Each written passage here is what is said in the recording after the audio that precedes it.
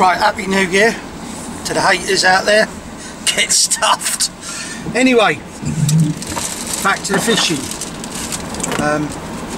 Fishing Waveney Valley Lakes on the Norfolk-Suffolk border, and first trip out, so I haven't been fishing for nearly 2 weeks, so I imagine I was gagging. First thing I've done, which a lot of people don't seem to do, is fish the right water, but put bait in before you start. Knowing this lake, but I think anyone could turn up here and catch. In reality, even if you only caught one here, it's not a hard one, but when you get it right, you can catch a load, and you can just pop in and out for a few hours and bag up like I did the other day. What was it, 3 hours 50 minutes, had 7 bites, 6 fish to just over £20 common, which, you know, is superb for this time of year. So I've been here, well, fishing, I don't know, 10 minutes and had that one, and then the rod went with that smaller one while I was doing the photos. But you can sit in your car, well, van, I've got the heater on, I don't live far away, and you can just come and go, flip from lakes. So as soon as I've got here, I baited here up, which a lot of people don't seem to do, and then I baited up Hartsmere, because I'm on D Lake, and then I'm baited up Sea Lake as well. So I might go on one of the other lakes tonight, just sit here for a few hours, and then go over there. The most bait I put in now is Hartsmere.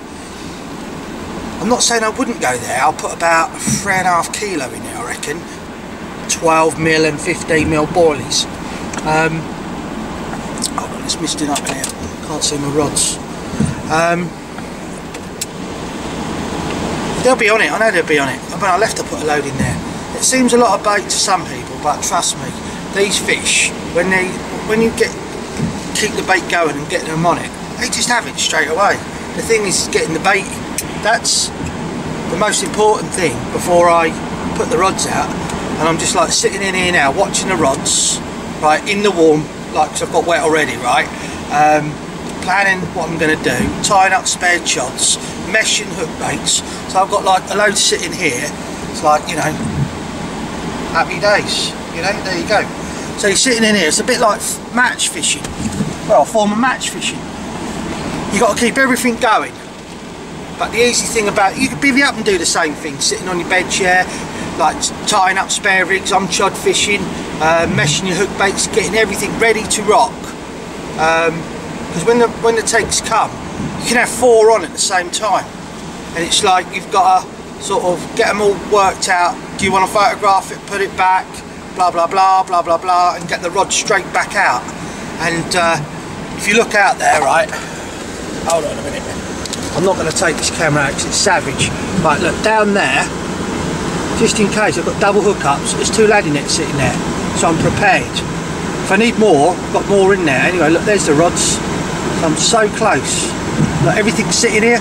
There's my chods, there's my thing for a bit of dart side here. It's got spare kit in as well. And then here, this is the main jobby. Look, everything's here. Even therapy phone there, right, keeping everyone informed on the internet. There you go. It's just like you're sitting in an office, like surveying the fishing. I love it, and I can just come here for a few hours and then go home again. So as you can see, it's all about preparation, getting on it, using your time wisely, keeping the bait going in. It's like when I go from here, let's say I don't stay here tonight, which I probably won't, but I'm going to fish one of the other lakes tonight. I'll bait this, maybe not when I leave, but tonight, once my rods are out elsewhere, I'll quickly come over here, chuck a load of bait in and keep it baited up.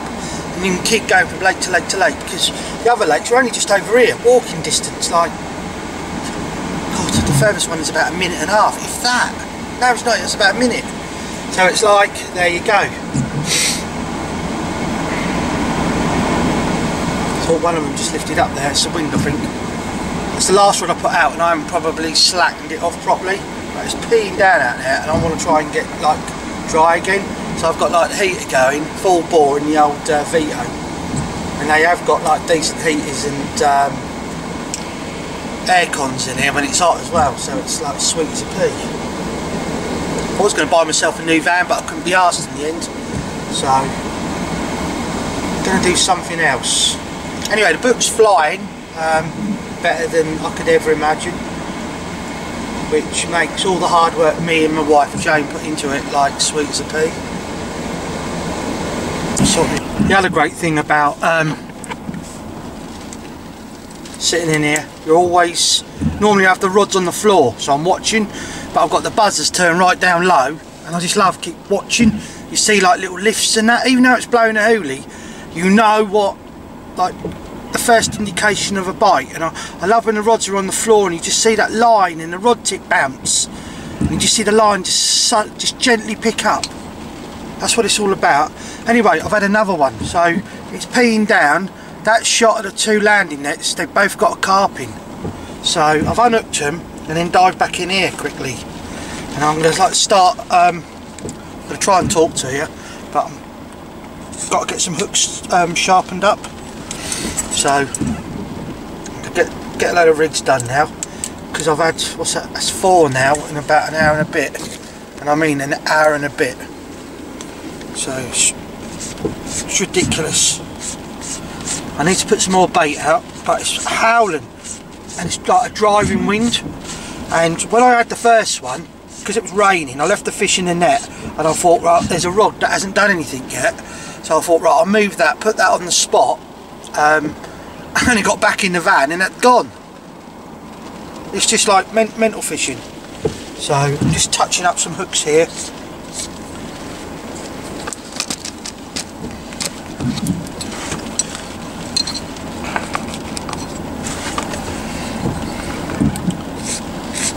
So it's just long, straight, flat edge like everyone else is starting to use. People on DVDs, and you've got people in magazines, they're all on it now. Right, I know this is a bit savage and I'm not advocating doing this, but I go through a process, it's called the 3 bleeds, yeah? And I just gently just nick it, right, I need 3 bleeds. I've only got 2 there, see that? So to me, right, because I'm a perfectionist, and the hook is the most important thing to me, and where you put it, what you're doing, how you tie your rig up, sharpening your hook, because there's no hook out there that cannot be sharpened. So look, just gently, oh yeah, I can even feel that, it's like savage. See, look, there's the 3 bleeds, right, yeah, that's what I want. That hook is like so savagely sharp, it's a joke. And when you do things like this and you've got a lot of cutting edge, right, yeah, you know, like, you know, this is just so gentle. Watch this, look.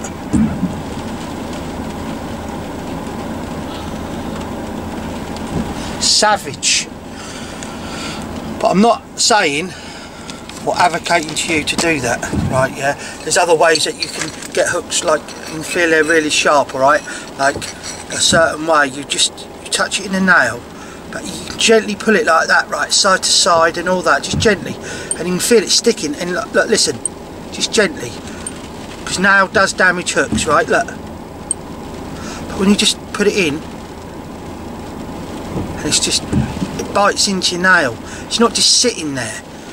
And when you got one that ain't sharp, it doesn't feel the same. So there is other ways you can do these sort of things, right?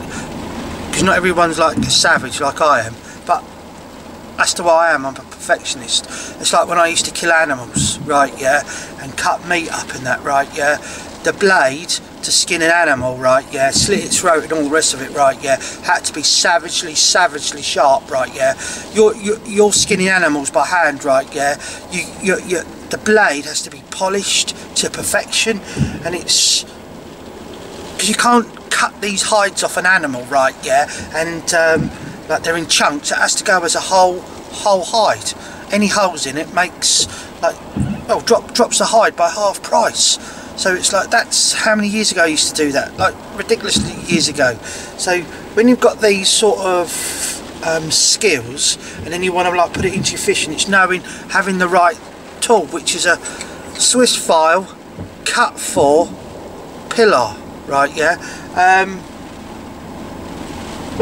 It's like when you're doing knives, you know, an oil stone, and then you like polish it on a smooth marble slate, you know, and slate as well as another good thing for polishing. But I'm not doing this, I'm just gently, right, yeah, holding a hook, and you get something like that. And there's the long straight flat edge there. See it shining silver? Bang. That's a massive edge in fishing. Anyway, got to get rocking and get this rig sorted.